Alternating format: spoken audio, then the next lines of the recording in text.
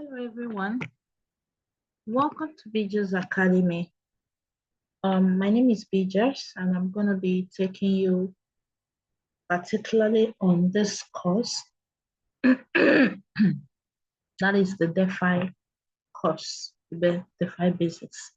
So I'm going to be guiding you for the next 4 weeks on this course, and this is the recorded class. So we would have a general day when we would informed where we would have a live class and you can ask all your questions. So let's just go straight to the class. Now, this class is going to run for 4 weeks. It's supposed to have 2 sessions per week and then 8 sessions in general, 1 hour per session.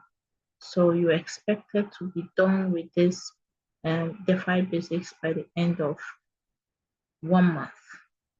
So this is week 1. Each week, I'm going to introduce what we are supposed to treat for each week.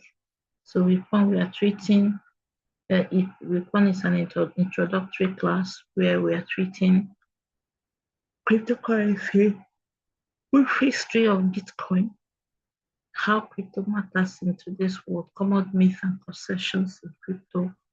And then you do your assignment. And session 2 is what blockchain is. Now session 2 is supposed to be the second day of week 1. So I'm going to take session 1. So let's just go right straight to session 1. So what is cryptocurrency? Cryptocurrency is a digital asset or virtual money that uses cryptography, of course. And you must have browsed it and, to secure transactions and control how new coins are created.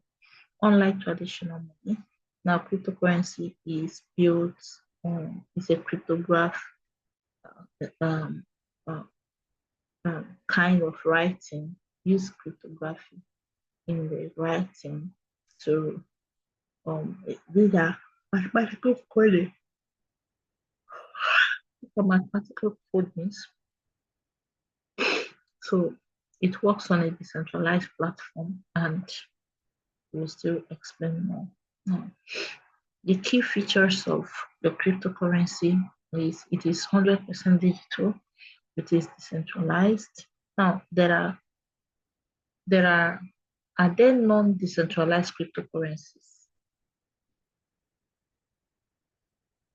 Are there non-decentralized cryptocurrencies? That is one of the questions you need to answer. Put it down as your assignment. Are there non-decentralized cryptocurrencies? Is secure through cryptography. So what is cryptography? That's another question. Often it is limited in supply. For instance, Bitcoin has 21 million supply, and Ethereum, even though it has only limited supply, is controlled. The supply of Ethereum is controlled in the market with the process of burning.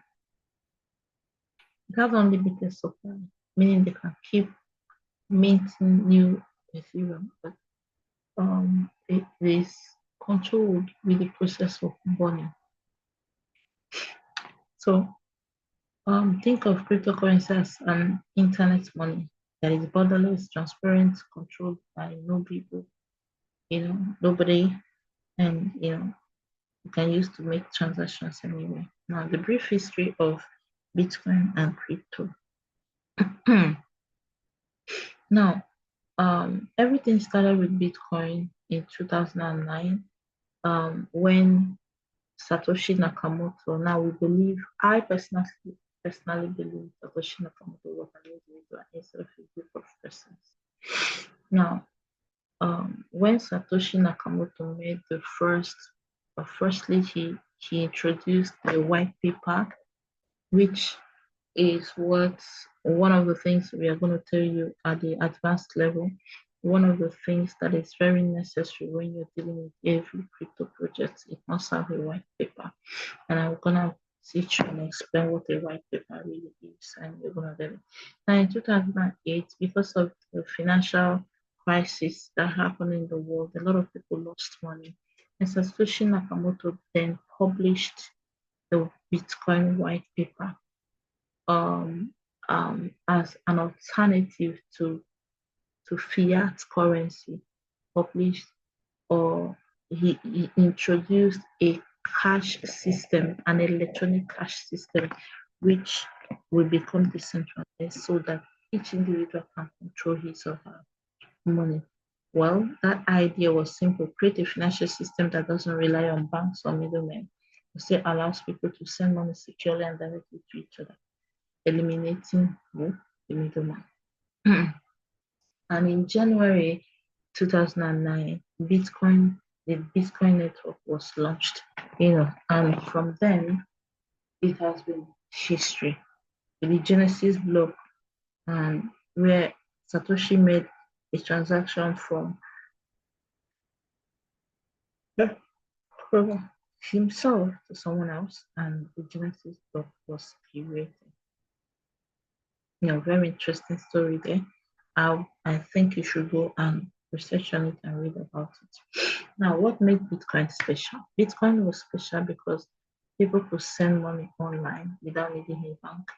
It is special because it does not need third party, because it is secure, it is transparent, it's accessible to anyone at any time in the day. Now, the market doesn't close or open.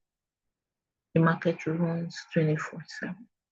366 days in a week, 355 days in a year, 366 days in a week. So from Bitcoin, other cryptocurrencies began to come up, like the Ethereum, the Litecoin, the Ripple, and of course a whole lot of other cryptocurrencies. Yeah. So now, why do cryptocurrency matter? Okay, I think there's an error in this particular slide. I need to fix it. Why do cryptocurrency matter?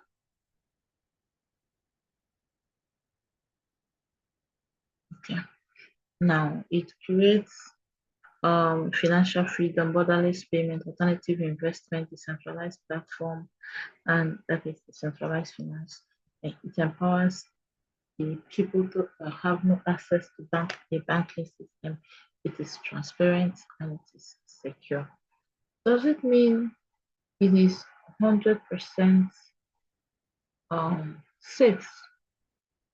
Personally, I would say no, because it can be hacked. Yeah, but we'll get into that in the long run. So let's just go on. Now, the common myths and misconceptions about cryptocurrency is that crypto is a scam. Now, crypto is not a scam or a Ponzi scheme. Cryptocurrency is not a scam or a Ponzi scheme. People can use it for scam, but the worst thing you can do as a scammer to yourself is using cryptocurrency to scam another. When we say it is decentralized, it is transparent, it is secure, does not mean that you cannot be traced. You can be traced. I'm telling you. So just if you're into scamming, I would advise that you stop, give your attention into this crypto space, and the money you will use 10 years to make it scamming. You will use 2 years to make it in crypto. Now, crypto is illegal, of course, in the country. In Nigeria, now as a country, Nigeria has legalized the cryptocurrency market, and Bitcoin. The cryptocurrency market has been legalized in Nigeria, and also the blockchain industry has been passed. The blockchain bill has been passed. So it's legalized in Nigeria. Some other countries like El Salvador has Bitcoin as their native currency. They use Bitcoin for their day-to-day transactions. So people are getting positioned. You need to be a tech savvy to use crypto. No, and that is why we are having this kind of class. We want everybody to know and know how to use crypto. Crypto is just a bubble that will crash, right? That was the story that a lot of billionaires were telling when we started in 2029 or in 2009. But right now, All these billionaires have state positions. Companies are buying cryptocurrencies and stocking. So you know what that means. Now, the conclusion of this is cryptocurrency is more than just digital money. It is a new financial movement that reshapes how people earn, how they save, how they invest and interact with money. So it's a new revolution that you should be part of. And for that, I will commend you for signing up for and being a part of this. You have left the 99 others behind.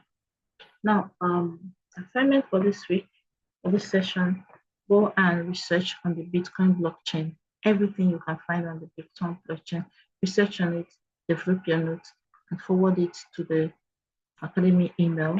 And I'll go through it. And when we have the live class, we will review all this. Okay. So with this, we have come to the first session of the first week.